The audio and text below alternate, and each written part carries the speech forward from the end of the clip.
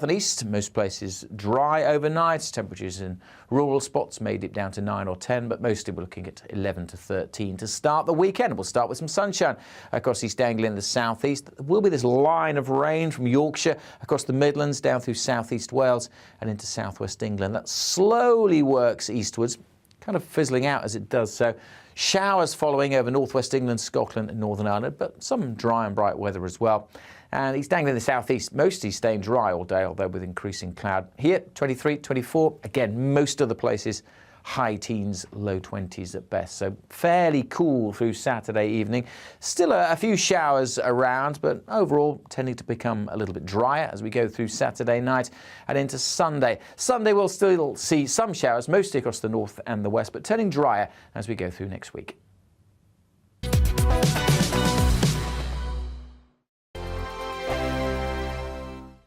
We are GB News. We're right across this great nation. On TV. On radio. On digital. Absolutely everywhere. We don't talk down to you. We embrace all voices with honest and civilised conversation. We are not part of the establishment. We're one of you. And we're only getting started. Join us on GB News, The People's Channel. Britain's news channel.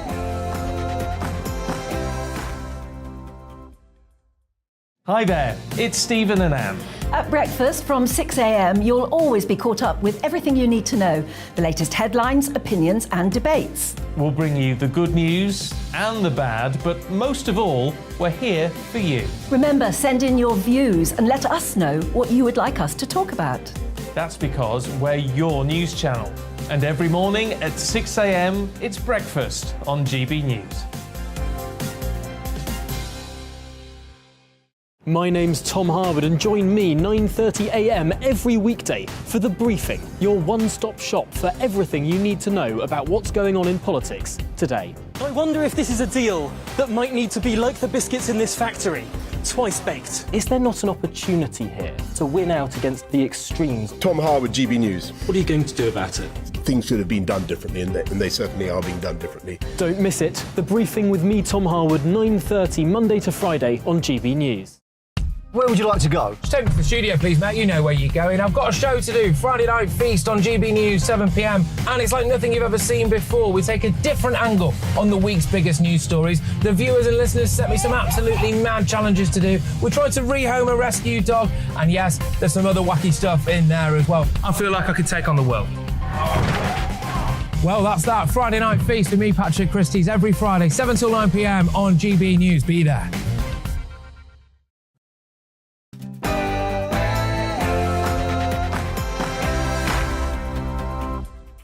Hello and welcome to The Briefing with me, Tom Harwood. This hour, I've an exclusive interview with Jacob Rees-Mogg, the Minister for Brexit Opportunities. We'll also hear from him on tax, the economy and the benefits of leaving the EU. And of course, getting those civil servants back to work. Also, yet another sexual assault scandal in Westminster as a senior Tory minister is forced to resign. And we're talking snap elections. Should the Prime Minister go for one? What on earth is that all about? All that coming up. But first, it's the headlines.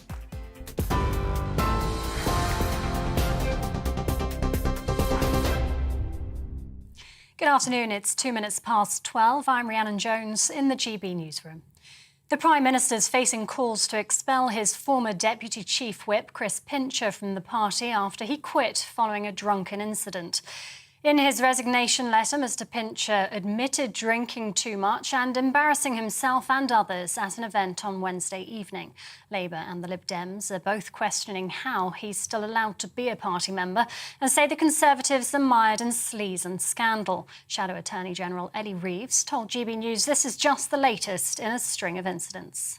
This is a Conservative government completely mired by sleaze, and it just isn't good enough. Standards in public life have got to be higher than this, and Boris Johnson has got to get a grip of it.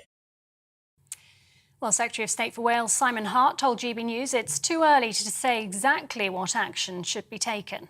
This only came to light, don't forget, about 8 o'clock last night. So it's early days yet in terms of how the Chief Whip and others decide to proceed, ascertaining precisely what the facts were, making sure that people who felt exposed to the particular story get properly looked after. There's quite a lot of moving parts to this which need to be resolved during the day.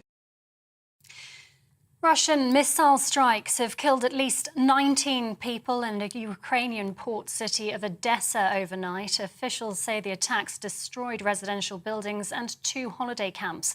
Emergency workers are still looking for survivors. Over 30 people are understood to have been injured. The Kremlin have denied firing rockets towards civilians. In his daily address, Ukraine's President Volodymyr Zelensky said Moscow is still focusing its firepower in the east of the country.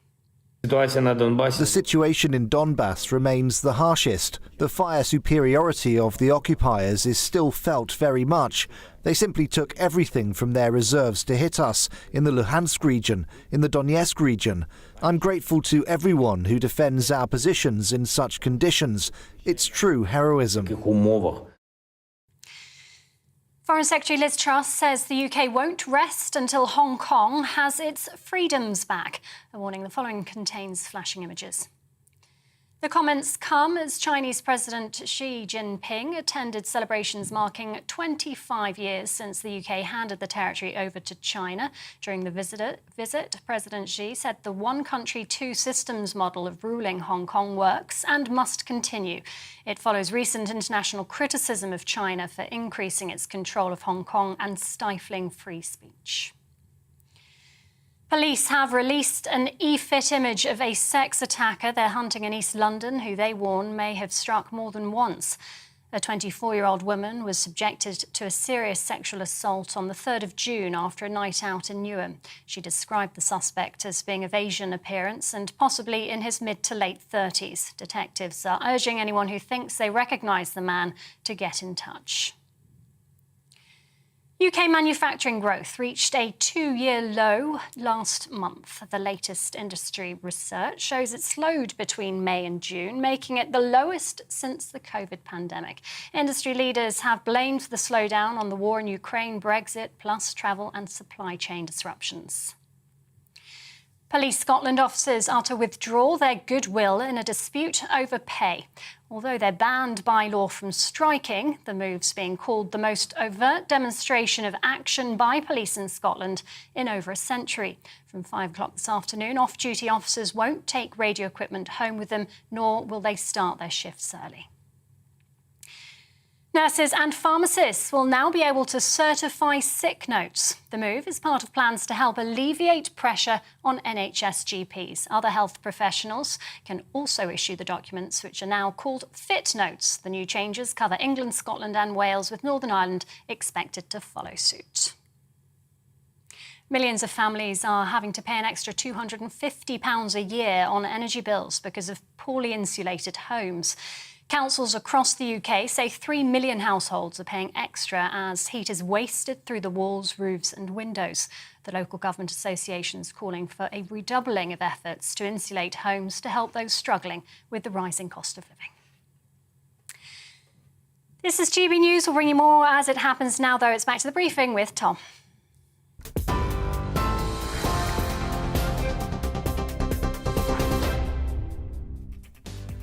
Good afternoon. Welcome to the briefing at 12 p.m. here on GB News. Coming up this hour, yet another sex scandal in Westminster as the PM's deputy chief whip resigns over claims of drunken groping.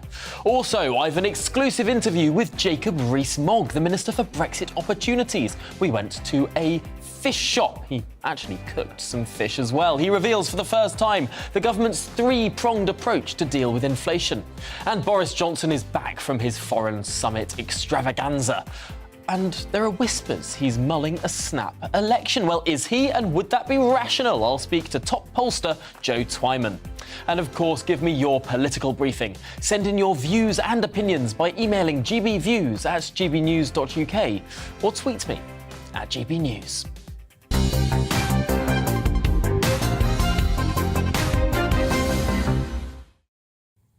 Dear Prime Minister, last night I drank too much.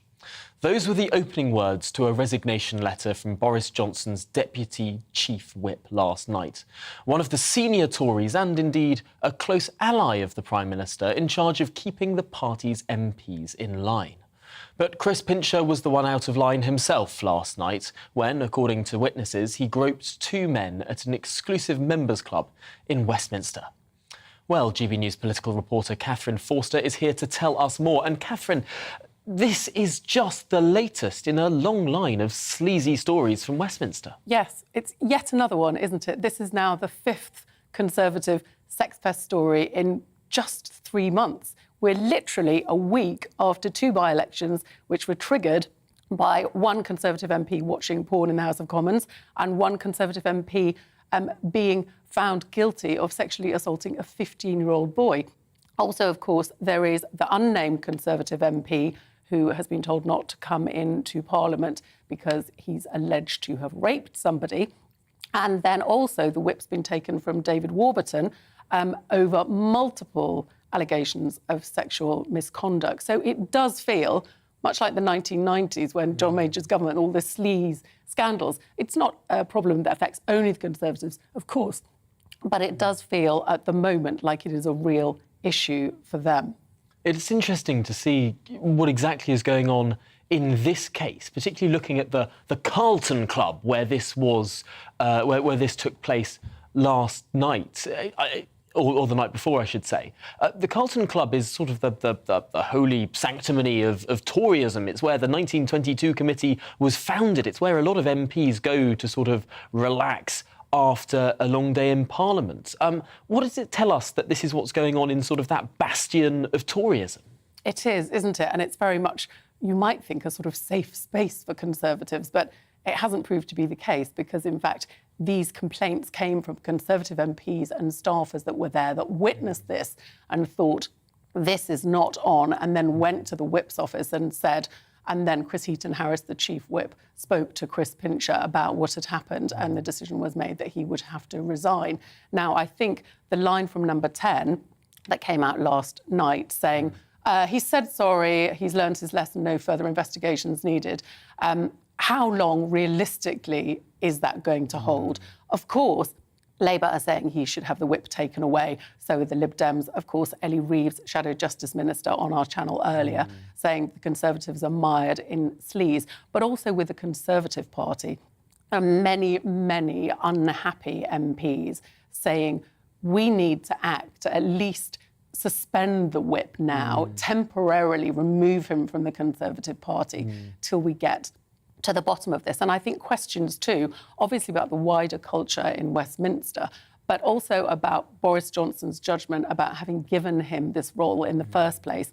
He was only appointed to it in February, but of course he had a role in the Whip's office back in 2017 and he had to resign then because of allegations that he basically made a pass at somebody inappropriately. Now, I think it's important to say that he was cleared then, but there's reports today that multiple Conservative MPs knew about his behaviour. In fact, it's reported that he had a minder who was supposed to go out with him on nights out to make sure that he didn't drink too much and behave badly. Quite where that person was on Wednesday night, I'm not sure.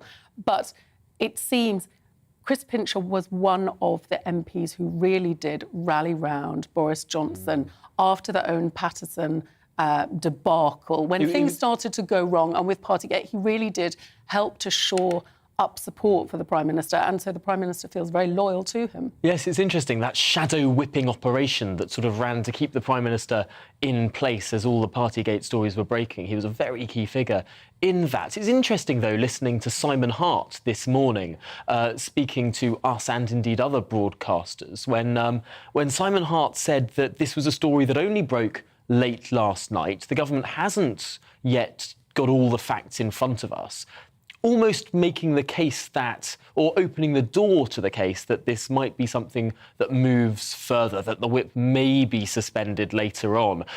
It looks like things are moving in that direction.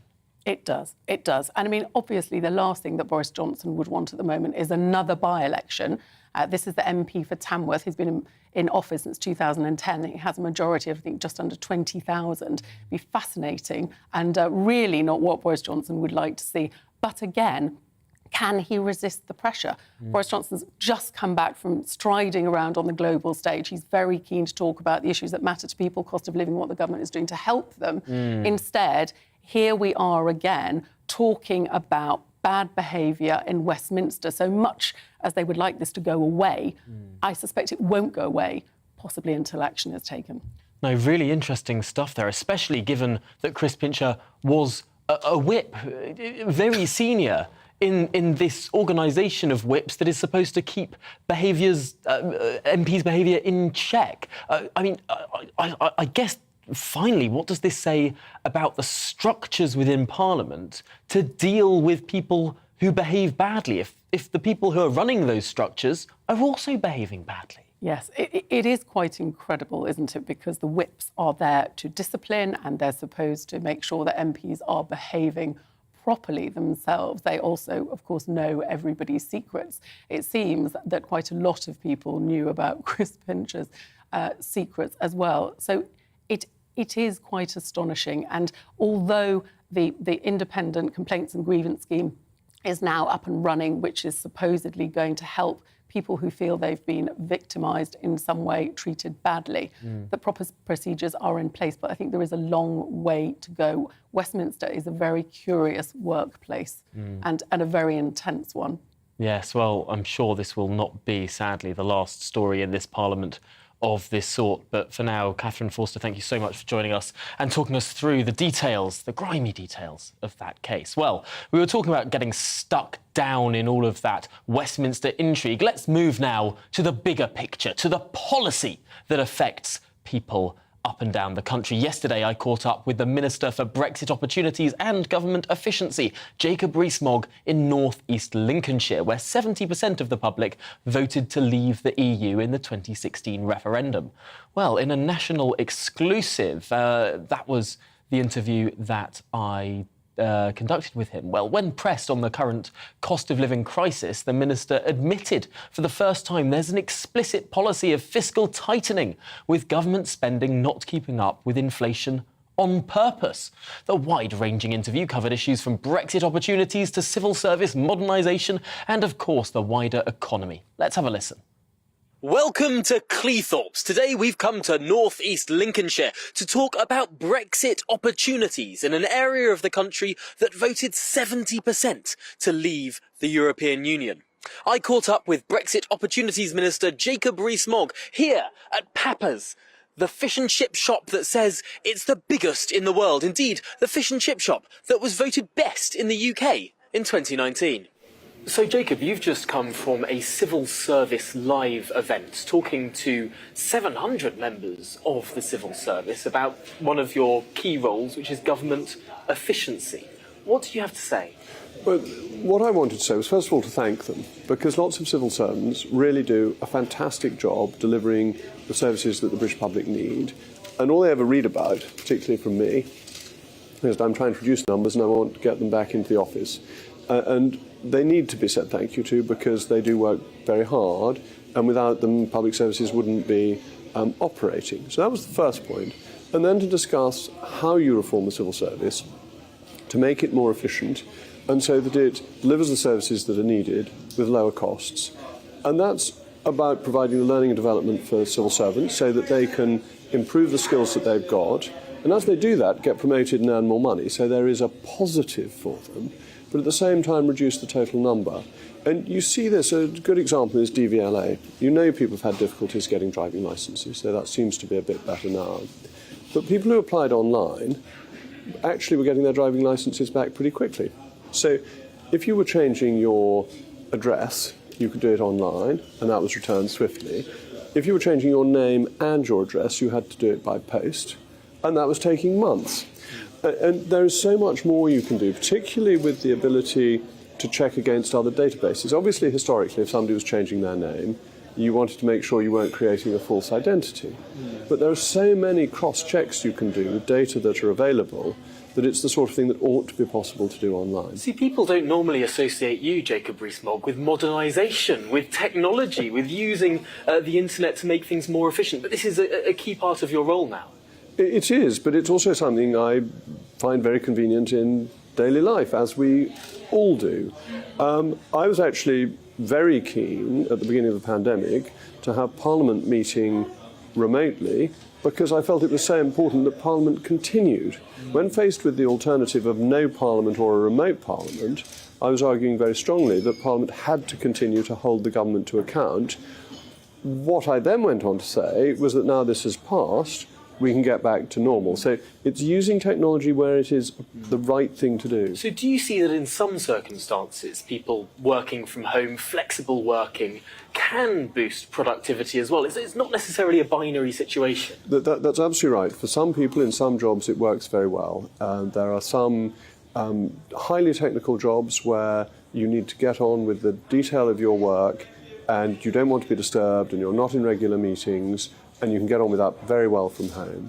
There are other jobs, and they may be developing policy, where you need to be discussing things with your colleagues. You need to issue a passport. You cannot issue a passport from your back room. You really can't, because passports need to be held in a secure environment where you need to be in your office most days. And so it's getting that balance right that I think is so important. This is one of your big drives. You've been now publishing statistics in terms of where civil service, where people who work for the civil service have been going to their core departments. What can you tell us about those numbers? Well, they're getting better until the railways went on strike. And this does show the selfishness of strike action, because people being in the office does lead to services being delivered to the British public better. When the railways go on strike, then you find that fewer people are in, and this affects the delivery of services. So I think it's important to underline the selfishness of unnecessary strike action. And so these strikes that took place last week... The figures dipped for last week, having been on a pretty good rising trend previously. Let's move on to the other half of your brief, of course, not just government efficiency, but Brexit opportunities.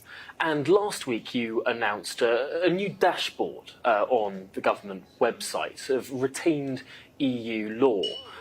A dashboard that anyone in the country can go and look at and see the thousands of pieces of EU legislation that are still on our statute books. What's the idea behind this dashboard? The idea behind it is partly that people can look at it and say, why have we got this ridiculous rule? And I'm encouraging people to do that. I was actually talking to the fishing industry yesterday, the Scottish fishing industry, with David Dougard, who's a fellow Member of Parliament, brought some constituents in. And in my briefing it said there are 499 pieces of EU law that affect the fishing industry. And we want to help the fishing industry, and therefore I said to them, please tell me, which of these bits are most onerous? Which get in the way of you doing what you're doing efficiently? And then let's see if DEFRA can review them and ideally get rid of them. And that's the process, that we want to look at every law in turn and say, is this law really necessary? Does it actually help the economy? Because we've got a cost of living problem. How do you deal with the cost of living problem? You tighten monetary policy, which the Bank of England's doing. You tighten fiscal policy, which is happening. But you also need supply-side reforms that make things cheaper and easier for people. Is fiscal policy being tightened? The Prime Minister's boasting of 37 billion in extra spending. In real terms, yes, because the spending settlements were based on an inflation rate of about 2%, and inflation rate is now 9%, so there will be real reductions in the available public expenditure. They haven't been increased to meet the increase in the inflation rate. So there have been some ameliorations which have an effect, but the total picture will be one of a tightening of the fiscal situation. See, this is interesting because it's not something that many of your colleagues in the Cabinet have articulated in terms of how to deal with the causes of inflation. We hear so much about how the government is dealing with the consequences of inflation, but when it comes to those causes, the government hasn't really been saying that it does want fiscal tightening. It is fundamental to understand the causes, because bear in mind, inflation hits the least well-off in society the hardest. It hits the elderly on fixed incomes, and it hits the young who are just starting on their careers, who don't have a rapidly growing income. And this is really important, that we tackle the causes of inflation. And this is doing things that are difficult to do. I mean, increasing interest rates is hard for people. Tightening fiscal policy is hard for people. Therefore, we need to go further and faster with supply-side reforms, because that's the one thing that ameliorates the otherwise tightening situation. But the Governor Bank of England was setting out, I think yesterday, how difficult he sees the economy being. And this is a global problem, that there is a global inflation. It comes from globally loose money policy going back to 2008, and it comes from interruptions in supply chains from COVID. These, I think, the primary drivers. And then, of course, Ukraine on top of that.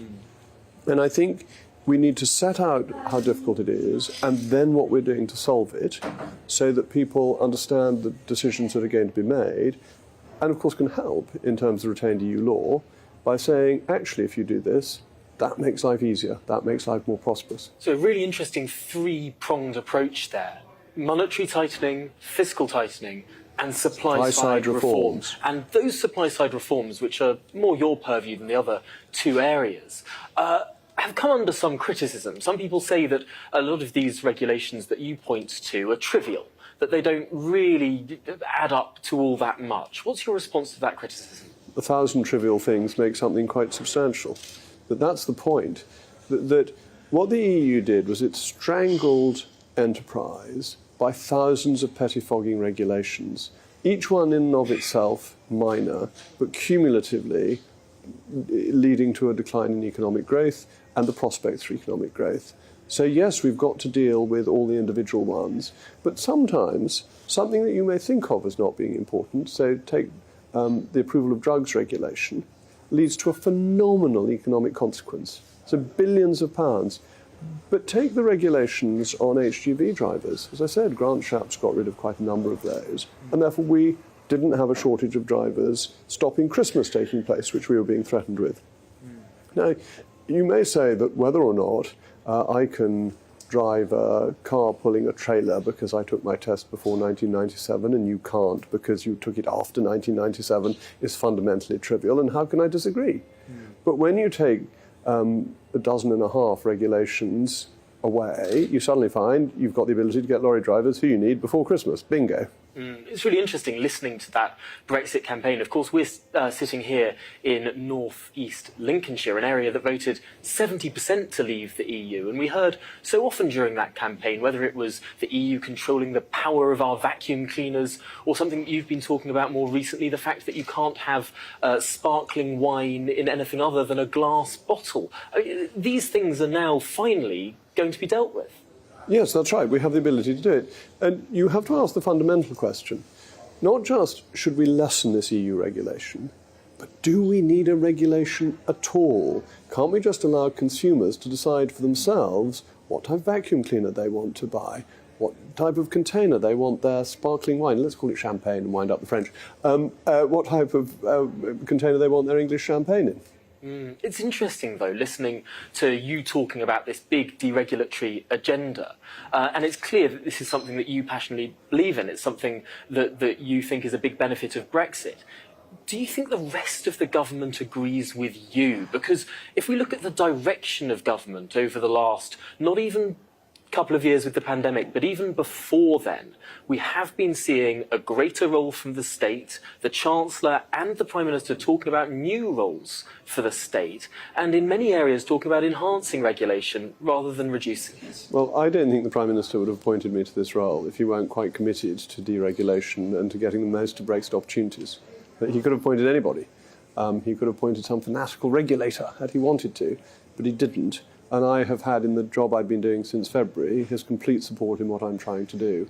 And I think that is where most members of the government stand. So what is success for you then? Looking at how Brexit might turn this country into not quite a Singapore on Thames, but something closer to a model that looks more like that than the European model of a more dirigist society. I think we're looking to Singapore on the Humber at the moment, rather than on Thames, considering where we are. I think we should be a flexible, open economy. We should, one of the things I'm doing with the single trade window, minimise barriers to trade so that goods can come in and out of this country easily, helping the ports like Grimsby and Immingham that I'm visiting today to ensure that the country is more prosperous. Any country in history that's ever adopted free trade, even when it's done it unilaterally, has prospered having done so. And that is what we should do. Free trade is one of those extraordinary things that it benefits the giver more than the receiver, or at least as much as the receiver. And that is really important. Yes, it's really interesting listening to trade discussions and discussion around trade discussions. Importing cheaper things is seen as a concession, whereas to most consumers that would be seen as a benefit. But You're absolutely spot on. And I was speaking to a lady from The Sun earlier about Tesco's decision not to stock Heinz baked beans. And this is fantastic because Tesco is standing up for its customers. And there's an awful lot of government that stands up for the producer interest. What's the EU fundamentally did? And so GB News, The Sun, Tesco's stand up for the customer.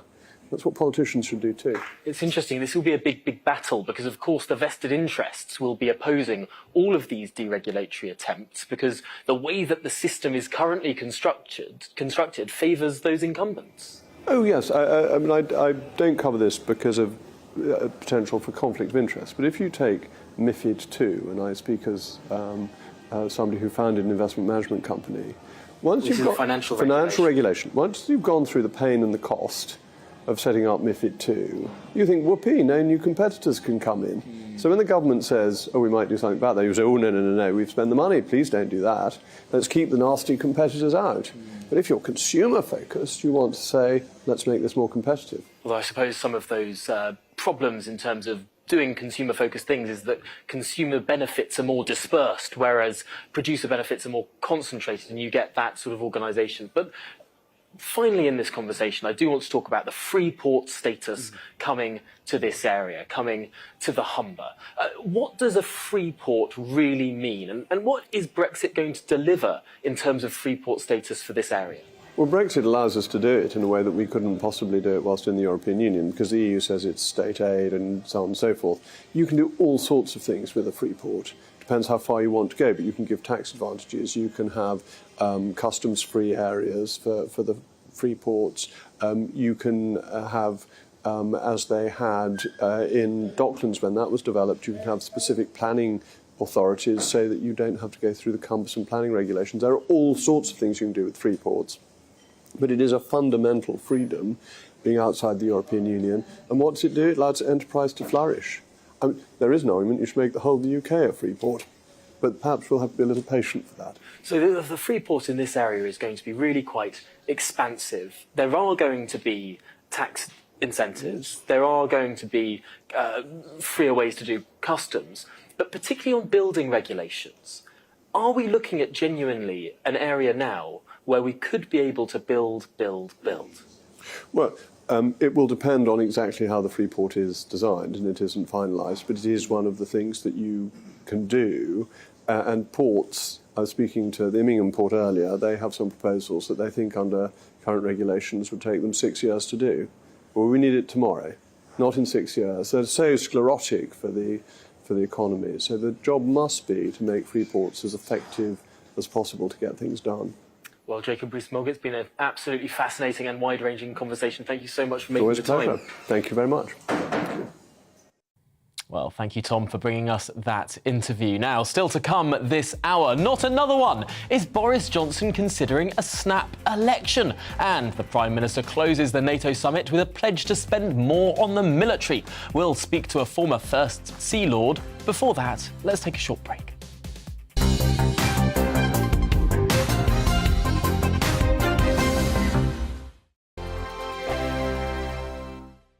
We are GB News. We're right across this great nation.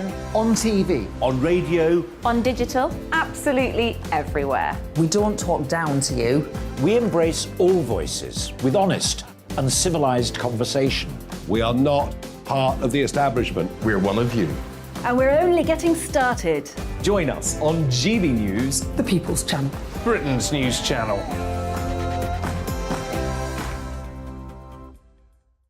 Hi there, it's Stephen and Anne. At breakfast from 6 a.m, you'll always be caught up with everything you need to know, the latest headlines, opinions and debates. We'll bring you the good news and the bad, but most of all, we're here for you. Remember, send in your views and let us know what you would like us to talk about. That's because we're your news channel. And every morning at 6 a.m, it's breakfast on GB News. My name's Tom Harwood and join me 9:30 a.m. every weekday for The Briefing, your one-stop shop for everything you need to know about what's going on in politics today. I wonder if this is a deal that might need to be like the biscuits in this factory, twice baked. Is there not an opportunity here to win out against the extremes? Tom Harwood, GB News. What are you going to do about it? Things should have been done differently, and they certainly are being done differently. Don't miss it. The Briefing with me, Tom Harwood, 9:30 Monday to Friday on GB News.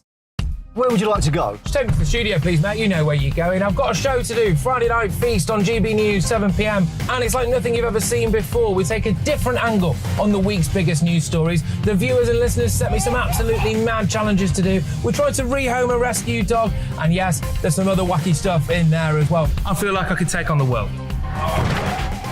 Well, that's that. Friday Night Feast with me, Patrick Christie's, every Friday, 7 till 9 p.m. on GB News. Be there.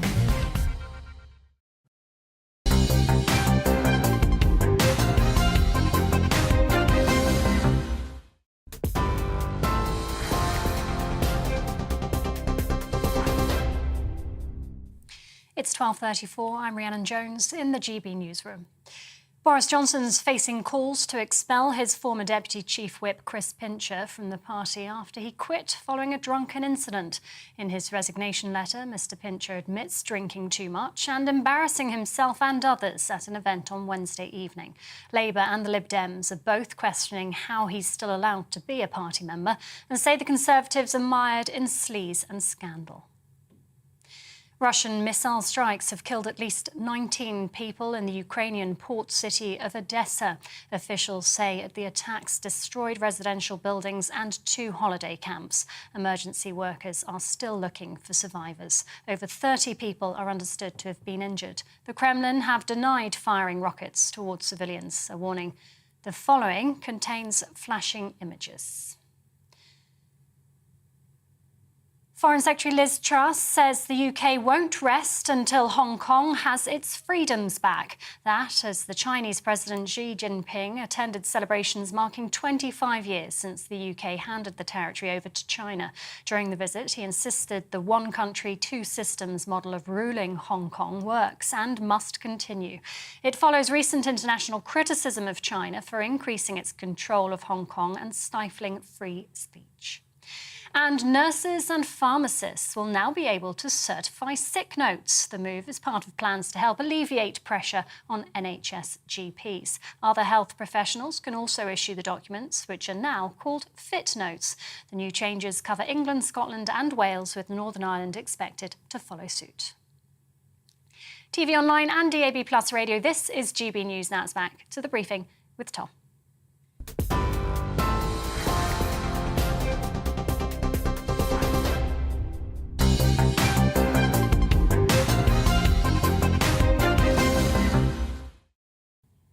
Welcome back. Well, with the Prime Minister in Madrid for the NATO summit earlier this week, a rift emerged on military spending, with the Defence Secretary Ben Wallace calling for more cash in the face of the threat from Russia.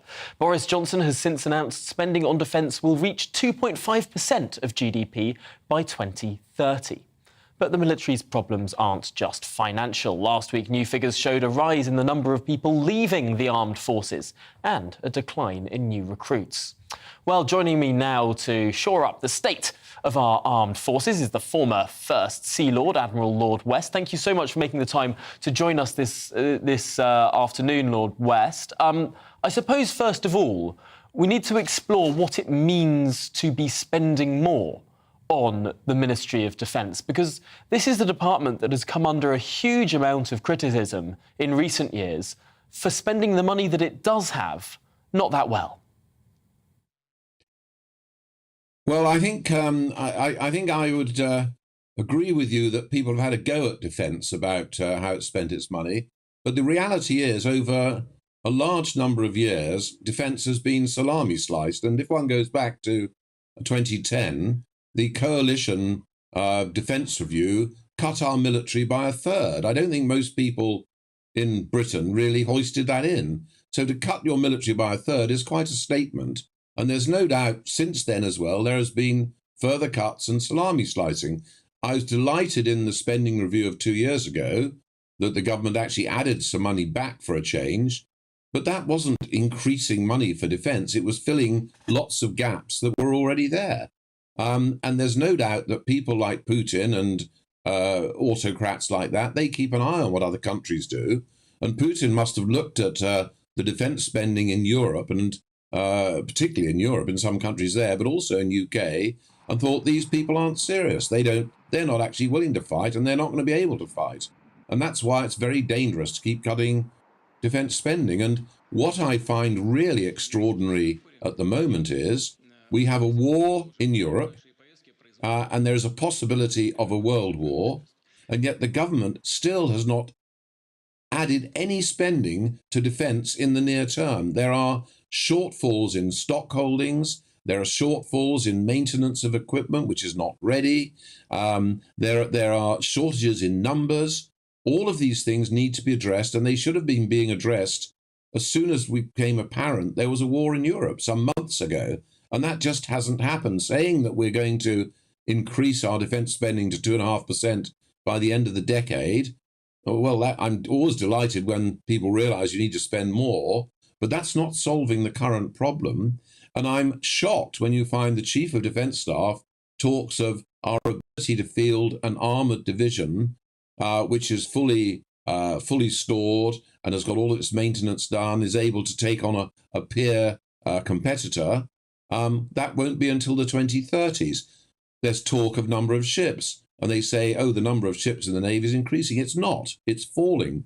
As of early last week, we had 17 major warships operational in our Navy, once the greatest Navy in the world, which is dreadful. And they're not going to be able to add to numbers or increase them probably until the 2030s. Now, that's fine if the person you're fighting says, let's wait till the UK has got all its forces sorted out in the 2030s. But that's not what the real world is like. So I find it very worrying. And yet this pessimistic view of where we are does seem to run against the continued refrain that we hear, that we're the largest defence spender in Europe, that by some measures we are the third largest spender of defence in the world after the Americans and the Chinese, ahead even of Russia. We have our own independent nuclear deterrent. We are just completing 2 enormous aircraft carriers. We have some of the best tech in the world. How do all of those facts square with the other side of the coin, which is, as you've been laying out, the ships that are being decommissioned, the numbers that are leaving the armed forces, and the various holes in our capability? How do those two sides of the ledger match? Well, I fear we've got ourselves in that position. I think what we've got to remember is that we are still the 5th richest nation in the world. And if you look at defence spending, our defence spending probably comes in at about the 5th in the world, actually. We've got interests all around the world. We're responsible for 14 dependencies all around the globe. We're the largest investor in the Far East, in South Asia and Southeast Asia of all the European nations, and that gives us a good return in balance of payments and things like that. We run global shipping from London.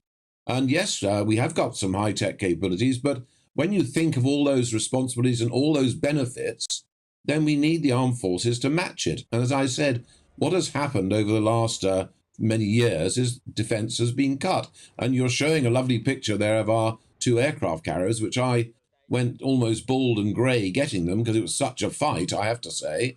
But an aircraft carrier's main armament is its air group. And the speed with which we're getting the F-35B is too slow. The Americans are very happy to speed that up. The government say, oh gosh, well, it's all being done to contracts, we can't do this. If you're faced with an existential threat, and that might well be coming down track, you jolly well move heaven and earth. And I don't believe this has been taken serious enough. Similarly, stock holdings. I don't believe a single contract has been let with a UK company to work 24/7 producing weapons and weapon stocks to not only supply Ukraine, but to back up all the holdings we had that are not there at the moment and need to be put there. Well, why has that not happened? They should have been put in place 3 or 4 months ago. So I believe we're missing a trick here, and it's all very good talking platitudes, and I'm delighted that out of the NATO summit came that decision to actually enhance the number of forces at readiness, because NATO has been bad at that. But what's UK providing towards that? 2,000 troops? Where they're talking in terms of 300,000, 400,000 troops. You know, we've only got an army of 70,000. At the moment, we would be pushed to put an armoured brigade in the field with all of its kit up to scratch, with all of its stock holdings. And the rate you use it, we know we've seen it happen in the Ukraine, but we knew it anyway. If you're fighting a peer competitor, your usage rates are huge. And you've got to put in place the mechanism for that straight away. The resilience of our armed forces, I'm afraid, is not there. I just find it very hard to square up these two notions, that we are either the third or the fourth largest military spender in the world, and we only have a standing army of 70,000 people. And indeed, a standing army which people are leaving day by day. The numbers leaving are really quite extraordinary. Are we just spending the money in the wrong place, or do we need to be more than the third or fourth largest spender in the world? I think you've touched on an important point. Basically, all these figures of 2.1%, 2%, 2.5%, it's good to hold, and particularly some of those NATO European nations, their feet to the fire. But actually, what you've got to spend is the money you believe are necessary to confront the threats you think you've got to counter. And sometimes I think we forget that. And looking at the size of the army, I do believe the army is too small. I'm not saying we should have an immense army, but I think it's too small, again, because of attrition. If you are fighting a war against a peer competitor, let's say deploying an armoured division, you would expect in a defensive battle against them, if that battle's going on, to actually lose in terms of dead and injured about 1,500 a month. If you're doing offensive action, about 3,000 a month. We've got hardly any soldiers. We've got so few, we can't take attrition. We've got no resilience. When I look at ships in the Falklands, 4 destroyers and frigates were sunk, 8 badly damaged, 12. As I mentioned before, we've got 17 major warships in our entire navy at the moment. You know, so how are you going to do that? They were lost in about 30 days. When you fight, you lose things, and we have not got resilience. And the government should be spending money now to get that. They should be opening up the taps to recruit people in the army. You need to recruit more in the navy. You should be making sure we don't pay off ships, but we hang on to them and got the maintenance up to date. This, you know, we need to be spending now. It's no good saying, oh, it'll be great in the future. I suppose the big question is, at what point do we get to the 2.5%? Is it at the end? Is it right at the end of the decade, or do we bring that taper much faster to reach those goals? Well, it'll be an interesting one to follow. But for now, thank you so much, Admiral Lord West, for joining us here on The Briefing this afternoon.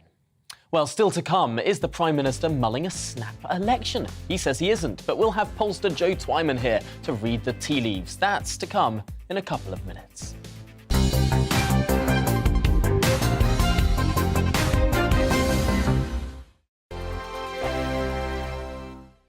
We are GB News. We're right across this great nation. On TV. On radio. On digital. Absolutely everywhere. We don't talk down to you. We embrace all voices with honest and civilised conversation. We are not part of the establishment. We're one of you. And we're only getting started. Join us on GB News, the People's Channel. Britain's news channel.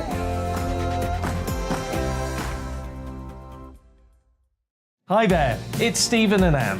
At breakfast from 6 a.m, you'll always be caught up with everything you need to know, the latest headlines, opinions and debates. We'll bring you the good news and the bad, but most of all, we're here for you. Remember, send in your views and let us know what you would like us to talk about.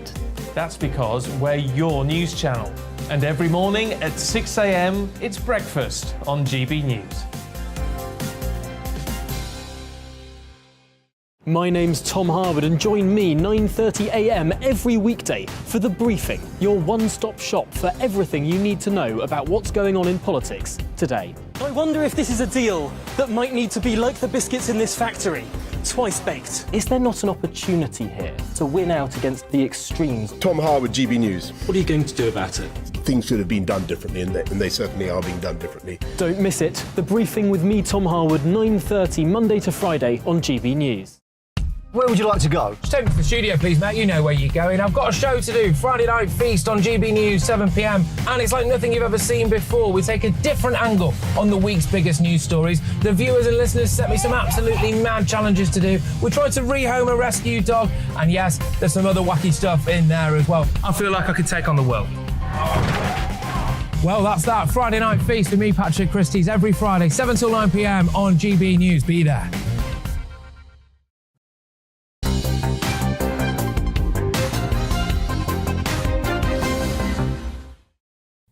Welcome back. Now, rumour is rife in Westminster about the Prime Minister calling an early election later this year.